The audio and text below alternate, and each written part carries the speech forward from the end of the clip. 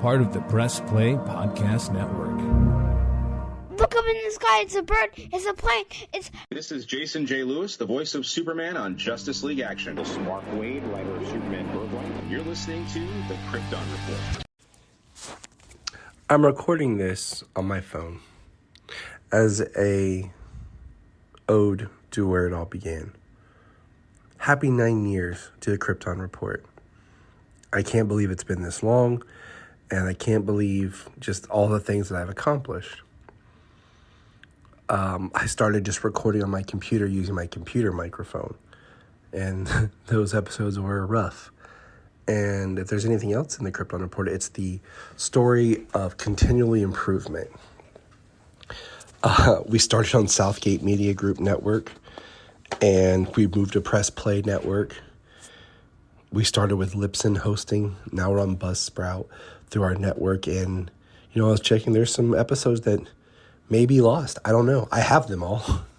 But just looking at the servers and stuff, I don't know. It's kind of crazy where things go. But I have them on a hard drive because they mean so much to me. We started as just a Supergirl review podcast, and I wanted to do something more and make it something more. And I continued to work on it, created my own merch to have, and stickers and T-shirts and posters and hats and a hoodie, all these things, of a hobby, an idea of something fun. And when I taught a podcasting class, I told them, a podcast is nothing more than a recorded conversation. And that's what we do, is friends conversating. And I started this the year Solomon was born. And I can't believe I've been doing it this long, and all the people I've got to meet and all the experiences I got to have because of this, hosting panels at comic conventions, the opportunity to talk with people. And I want to name some people here, and I hope that I have not forgotten anybody. But I'd like to shout out some of the celebrity and guests and people that we've had on the podcast. And this is in no order. But Cress Williams, George Newbern, Sarah Douglas, Jason J. Lewis, Mark Waid, Dan Jurgens, Mike Watson, Victor Danbridge, Ed Gross, Sean O'Connell, to name a few. And then people that we've had to join the podcast. And this podcast would not exist without the people you talk to and the friends I've made along the way. So I tried to make a list of everyone I've had guests and be part of things. And once again, if I forgot anyone, I am so sorry. It's just been a very reflective period. So here goes. Austin of Shazamcast. Brian Permerson, Morgan Seibert, Jim Hambrick, Sean Stackhouse, Kara Amons, Kelly Gettner, Brendan Lowe, Andy DeGenova, Sam Rizzo, Zach Moore, Lance Lassiter, Connor McKenna, Nate McKenzie, Joe Stuber, Brian Peters, Finch, Trey Brown, Donovan Hunter, Levi Holtzman, Isaiah Simmons, Chase Smith, Scott McCellum, Valentino Zullo, Case Aiken, Tasman Humphreys, Luke Bugg, Zach Benz, Rebecca Johnson, Grant Richter, Anthony Desiato, and then the last two, three, I guess, would be my children, who are always fun to have, Solomon and Selah, to my beautiful, supportive wife, Junia, who filled in so many times when I didn't have anyone to talk to, who then became a fan and enjoyed our time. And then to my co-host, Mr. James Cole, the Superman of Red, the bearded wonder. Thank you from the bottom of my heart of taking this crazy, just hobby, fun thing that I wanted to do and being a part of it. So here's the 9 years, and let's keep going. Thought I'd take a quick moment to talk with the one who's been there through it all. Hi, Ju. Hey, what's up? You've been through it all with me, but we'd hit some news and just a few things. I got my birthday gift from Brian. It was pretty rad because he bought me the seasons 2, 3, and 4 of Superboy. So now I have officially all of Superboy. And I'm finishing season 3 up because that's where I was before it was taken off Tubi. I don't So know how you do it. that's Junia's summary of the Superboy TV series in a nutshell. But here's some cool news. So they stated that originally we thought that Kevin Conroy's last portrayal of Batman would be in the Suicide Squad Kill the Justice League. But I guess he recorded some lines for the upcoming Crisis on Infinite Earths Part 3. Word. So that makes me kind of cool and wonder like what's going to happen, because the first part was pretty neat and they're doing things a little bit different. So I'm kind of curious about what they're going to do for that. The other thing is, so we commented on January 31st, we dropped our episode, our crossover with Brian the guys, and we talked about James Gunn's announcement being, it's been a year since his announcement. And on the 31st, James went on to say a couple of things. He said, some things have shifted around. Some projects now earlier, others later, and other new projects are being developed. Like I said from the beginning, we are going to put things in production based on when we have a great script and nothing else. And luckily, we've had some great scripts take us by surprise. So I think Now people... we're talking about James Gunn. Yeah. Not James Cole. Yeah, James Cole. Okay. That guy. Yeah. Yeah. So, I mean, I think some people online just need to back off and just let him do his thing. I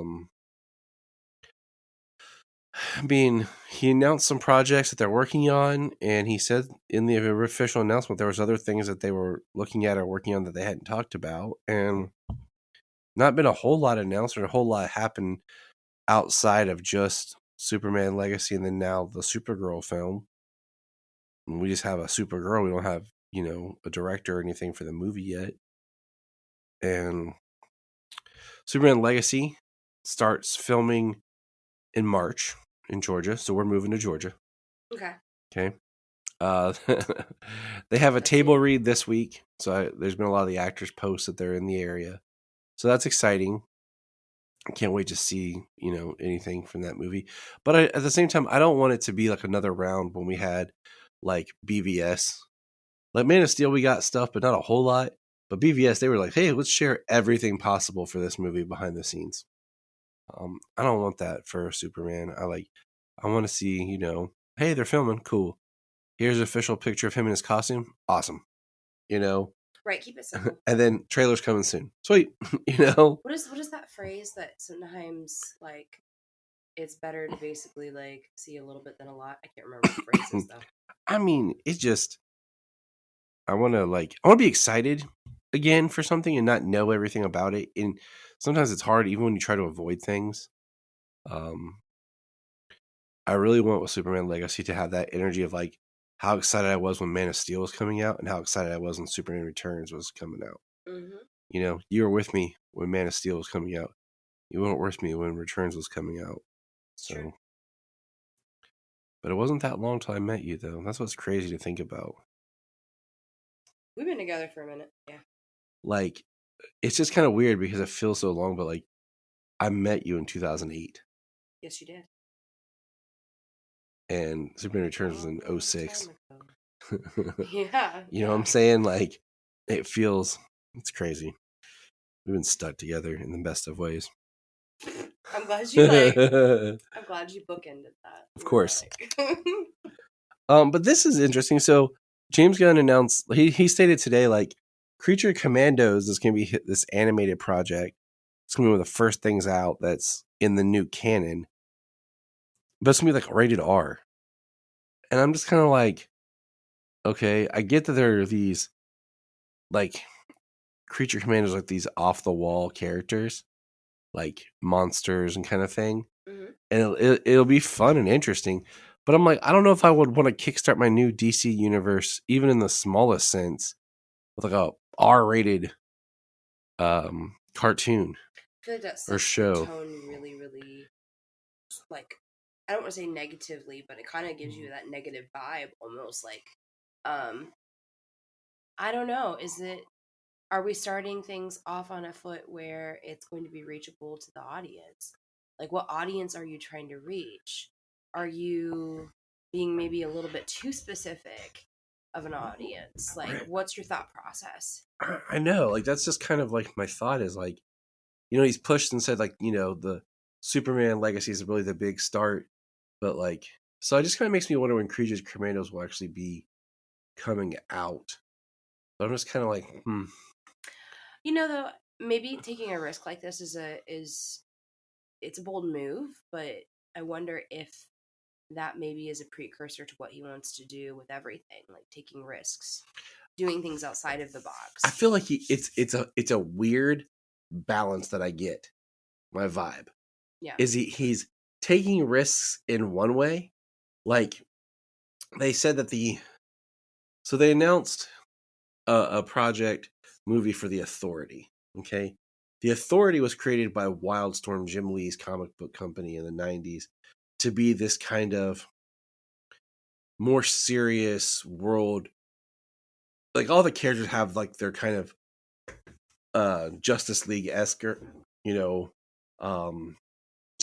can't remember can't think of the word I'm thinking of, but like you have Midnighter, who's like your kind of like your Batman-ish character.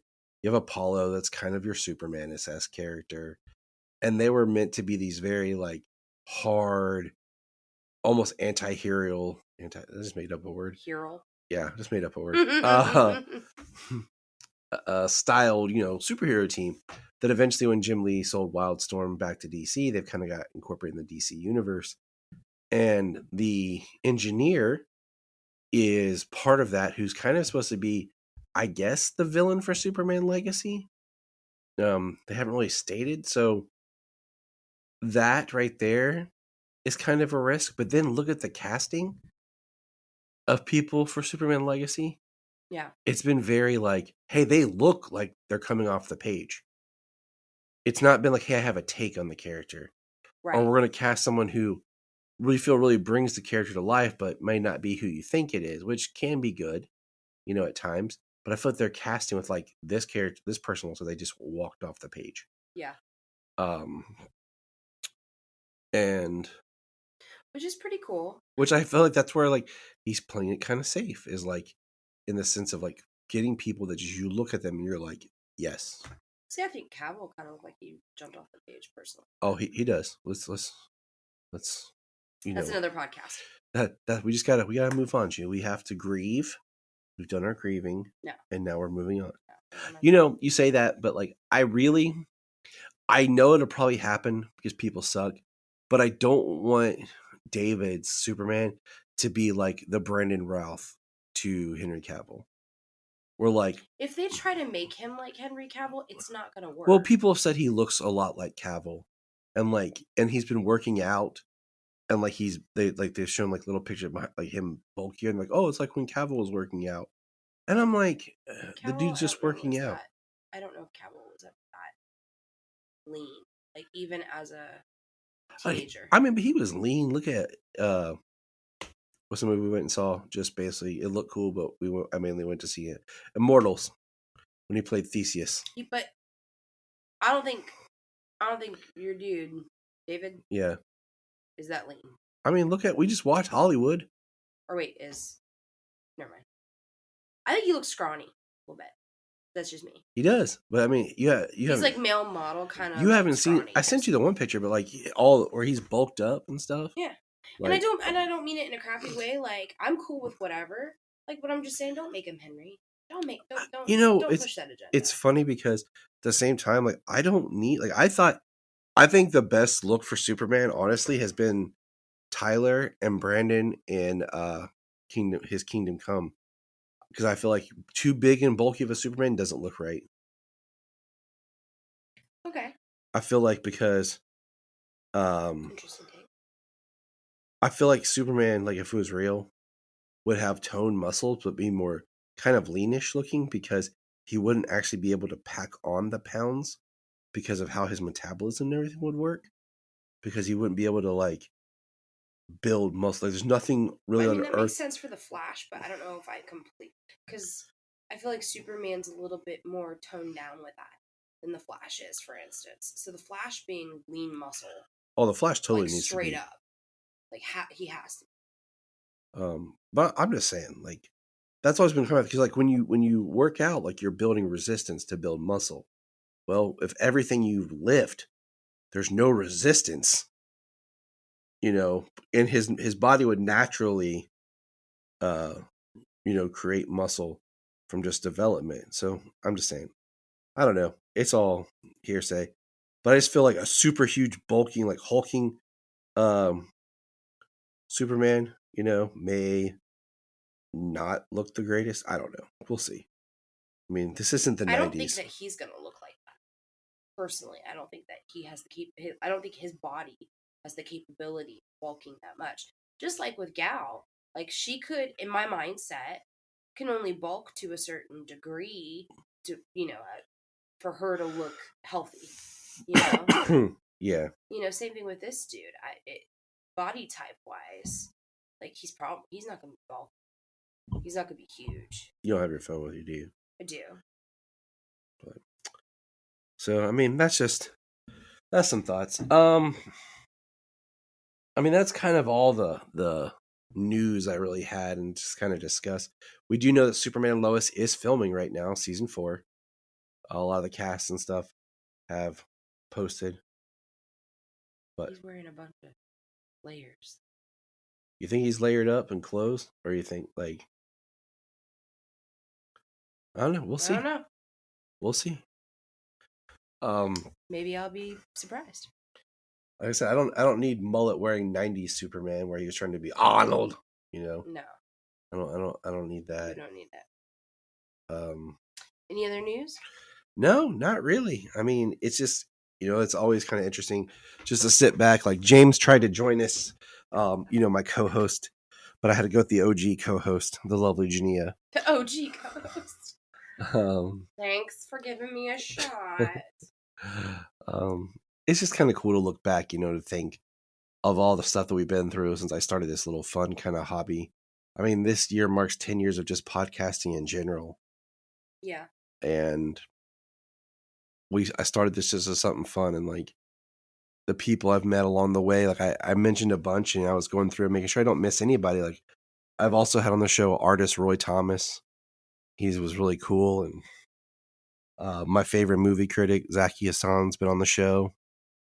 And just people I've interacted with because of this, and friends that I've met and made, and experiences that I've gotten from comic conventions to getting to interview Superman, Right. It's been a wild ride. Like it's just something fun. Like, and if the podcast if it's not super huge or have a lot of listeners, but somebody listens, that's cool. It's just, it's something fun that I've got to do with other people and get to meet people and connect. And it's amazing. It's been a blessing. I mean, I started this one shortly. I mean, we started it as Last Daughter of Krypton, just because we were going to be a Supergirl like TV show podcast. And then we changed it and morphed into Krypton Report and became something more than just reviewing the TV shows. We talked, the comics and TV and news and, movies and just the whole world of DC from the Superman point of view, and trying to cover everything. And it just blew up bigger and bigger. And it's just, it's nice. It's amazing. I mean, since we started this, we had another kid. Yeah. And she's now 7. We've moved twice. I'm good to hang out here for a little while. Yeah, we're staying here. But, just life. Like, just think about the life journey I've had, and this has kind of been in the background. Yeah. I mean, but it's been an integral part of your background. Like, it's been something that's been important. Podcast nights are important, and, tending to this little community. I don't want to call it little. I mean, it's quite large, actually, if you think about it. I mean, what's the saying I told you I saw on a meme? Men don't have midlife crisis anymore. They just start a podcast. I'm good with that. So we just start a podcast and talk about the shit when we were little. Like keeping that inner child alive.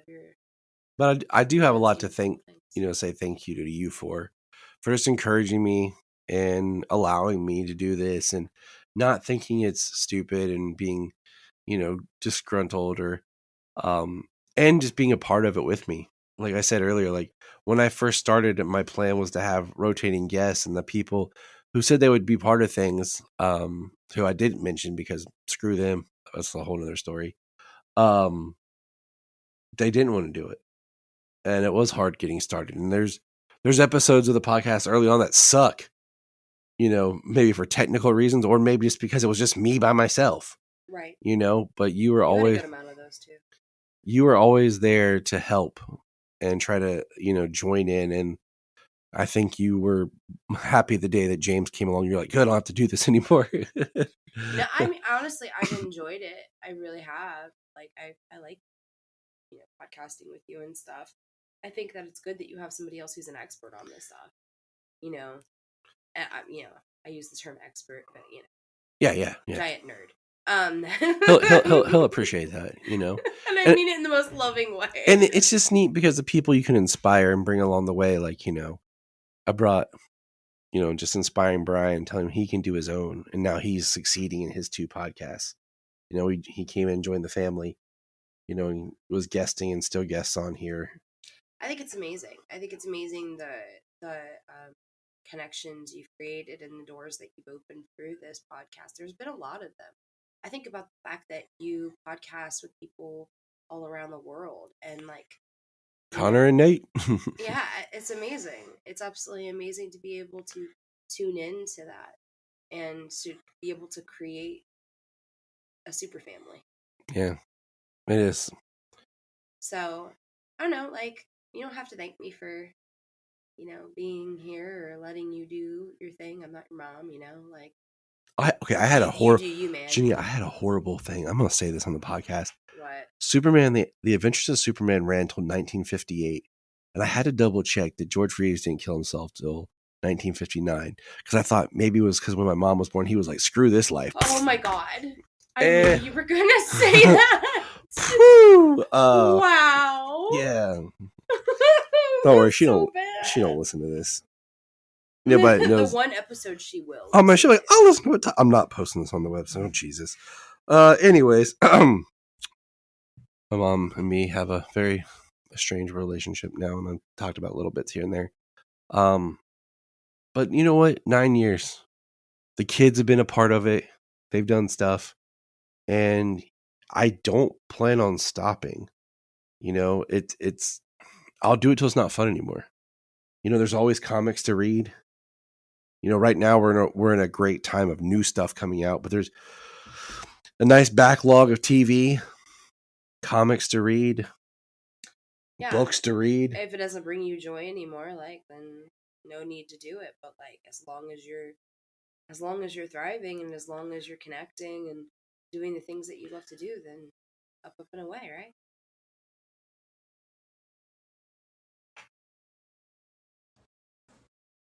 Holy 9 years, Batman. Right, this is a Batman podcast? Oh, my beautiful wife. As you stand before me in your Flash shirt. Gorgeous as always. I've been wrong this entire time. Okay, gotcha. So Krypton, Batman's not from planet Krypton. No. Okay. All right. So I just bring you on special episodes. I thought he was Bruce Kent. Oh, you are amazing. What's up, guys? Me, Solomon Patrick, and I'm wishing you guys a 9-year anniversary of the Krypton Report. Yeah! Oh, wait, what? I'm 9 years old? The Krypton Report is 9 years old? What? What is this timeline? What the heck? Just for you guys to know, I'm his brother. I'm his sister.